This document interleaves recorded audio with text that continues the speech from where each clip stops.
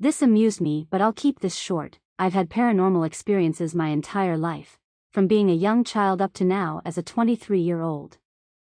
This ranges from me being randomly yanked around, to being forcibly pushed onto my back, to scratches, etc. I move a lot, and I swear every place except for one I've had paranormal encounters. At some point you just get used to it, like if it was the first time experiencing the things I experience, I'm sure you'd get freaked out.